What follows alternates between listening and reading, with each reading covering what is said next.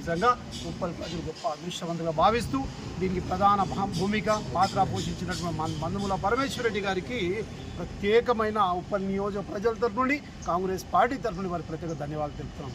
అయితే నిన్న జరిగినటువంటి ఒక విషయం ప్రజలకు తెలియాలి. ఏ విషయం అయితే ఎస్కే కయ్యూమైనాక మైనార్టీ సోదరు ఏ కార్పొరేటర్ అయితే 2 పర్యాయాలు నాచారం డివిజన్లో గెలిచిండో వారికి సంపూర్ణంగా మైనార్టీ సోదరులు నాచారం డివిజన్లో ఉమ్మడి నాచారం డివిజన్లో మైనార్టీ సోదరులు మద్దతు ఇచ్చడం వారితోటే వారు గెలవడం జరిగింది.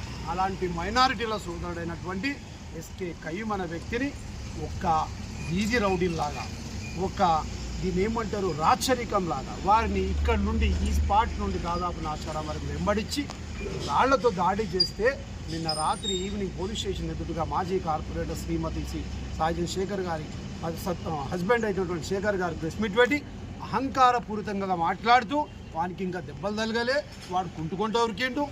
అంటే ఈరోజు ఒక్క ఎస్కే కయ్యూమ్ అవమానం చేసినట్టు కాదు మిత్రమా, ఈరోజు నాచారం డివిజన్లో ఉన్నటువంటి ప్రతి మైనార్టీ సోదరునికి అవమానపరిచారు.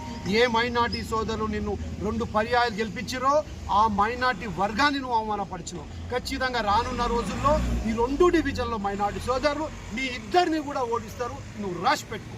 ఇక 2వ అంశం చెప్తా. నిన్న ఏమన్నా